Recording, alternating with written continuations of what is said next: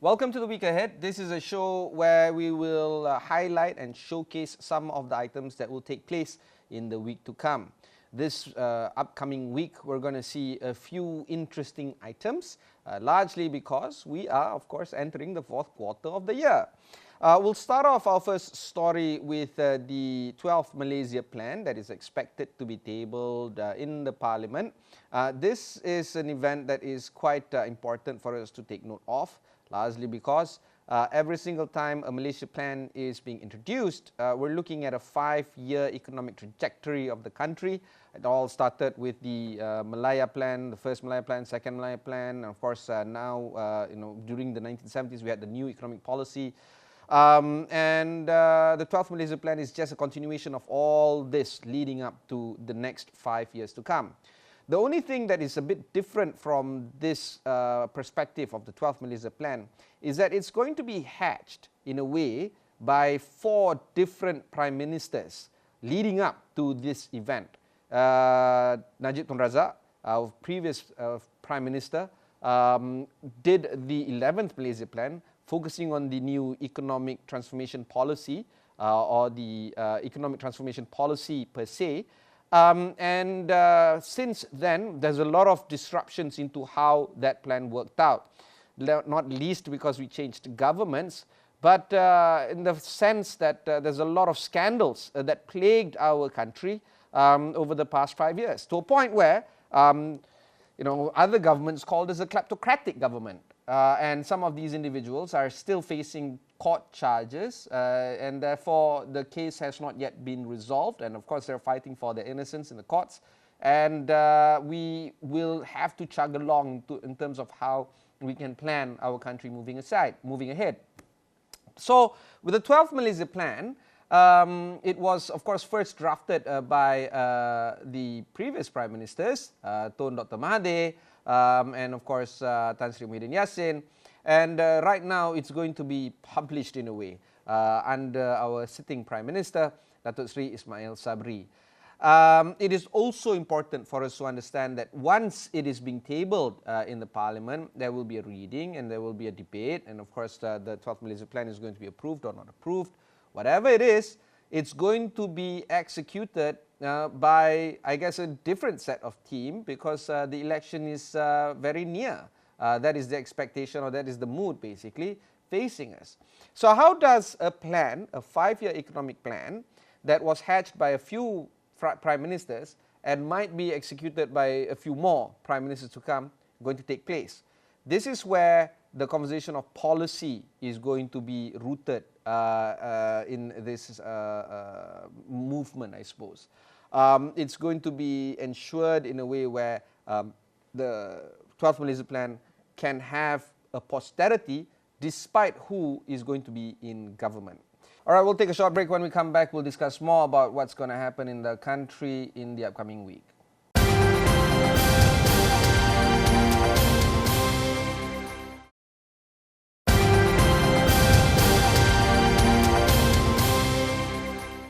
Welcome back.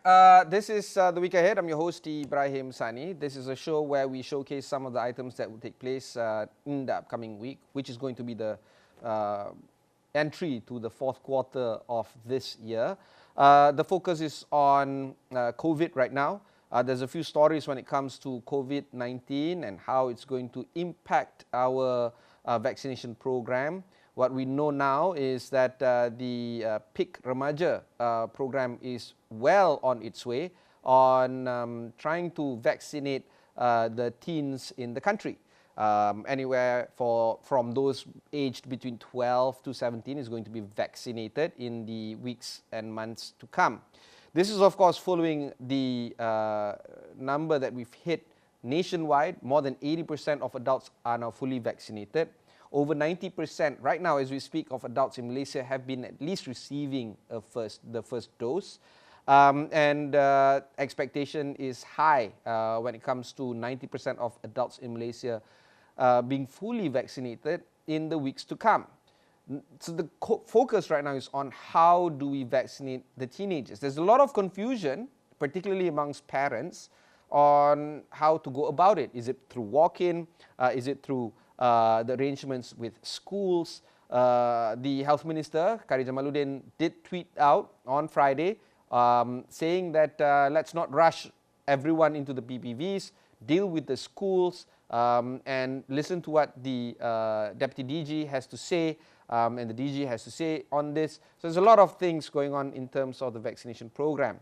So let's hear a little bit from the Health Minister on this. On interstate travel, Khairy also said that they are not the main contributor to rising COVID cases. Apabila kita mencapai 90% dewasa, kurang lebih liputan untuk seluruh penduduk adalah lebih daripada 60%. Then we will also start catching up on the peak remaja. Tetapi kita juga telah buat keputusan bahawa merentas negeri itu on its own tidak meningkatkan kes. Cuma congregation yang berlaku itu yang menyebabkan kes-kes penularan. Jadi we will have to look at the public health measures. Lifting the borders alone is not the issue so much. Mobility is not the issue so much. Prime Minister Datuk Seri Ismail Sabri Yaakob said yesterday that the interstate travel restriction will be lifted once 90% of adults in Malaysia are vaccinated.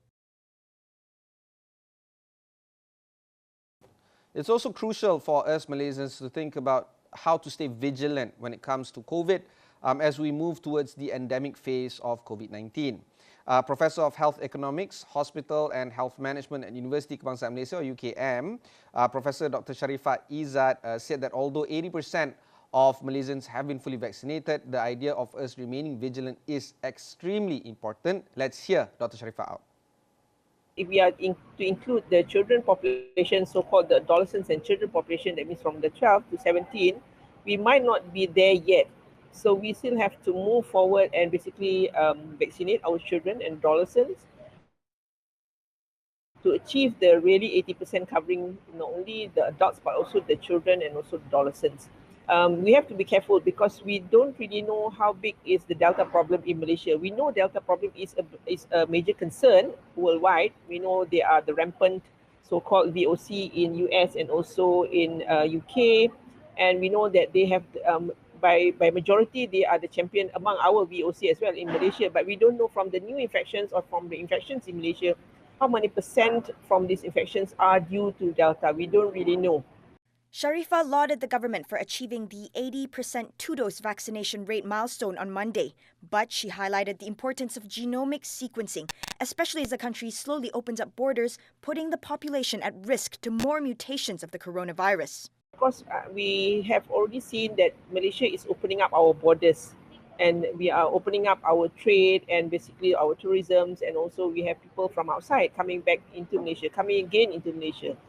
So basically, this also exposes us to the variants coming in, although they can also occur locally. You don't have to wait for someone from, let's say, from other countries to come in. They can actually, the variant can, or the mutation can basically occur locally as well. So we do need to do or continue doing the genomic sequencing by the Ministry of Health and also by sectors which are involved. And this is very necessary for us to know how big is the problem of VOC in the country. In the pipeline, she added that the government must plan booster doses for high-risk groups, as well as vaccinating children under the age of 12. On top of this, we now move our attention towards other items outside of COVID. This is, of course, the issue of policing reforms. Incidences of corruption and police abuse have renewed calls for reforms, particularly amongst our law enforcement officers. The AWANI Tonight team has spoken to Sharizan Johan, a lawyer, on this. Let's hear him out. When we talk about police reforms, what usually comes to mind is, of course, the IPCMC and things like making sure the police respect human rights, eradicating corruption in the force, and so on. However, I think when we talk about reforms, we actually need to go beyond just these matters. We need to look at whether members of the force are paid wages which commensurate with the work that they're doing. We need to look at whether the equipments that they use, the tools that they have, are up to date, are effective. We also need to look at things like the work and housing premises of members of the force. So my view is that we need to acknowledge, first and foremost, that there is a need to look at all these elements in a holistic manner and not by piecemeal basis. He said the Royal Commission of Inquiry introduced in 2003, chaired by former Chief Justice Muhammad Zainuddin Abdullah, should serve as a basis for police reforms in the country. The RCI report at that particular point in time also came up with many recommendations and timelines for the implementation of those recommendations. So have a task force, a committee to review again the findings. And this process must involve all stakeholders. If you really have the political will to do this, you don't need to start from zero. It's already there. There is a basis already. We just need to update it. And if we are really serious, I think it can be embarked upon as soon as possible, and perhaps we are looking at comprehensive review within 6 months to a year, and after that it's just a matter of implementation. Shahrizan said that now is the time to institute reforms as there is a public clamour for change and to push for more accountability among law enforcers. It comes down to it when there is a push from quarters for something to be done. I think whether they like it or not, policymakers, politicians will want to at least address it. Whether they get it done or not, I mean, that is a whole different question. But to get it started, to get the fire, the spark to start the fire, I think it must come from the people. And if we don't do it now, where we have this opportunity, we're going to see a situation where, another 16, 20 years down the road, we are still going to be talking about police reforms. All right, we'll go for one short break. When we come back, we'll discuss a little bit more about what's going to come in the week ahead.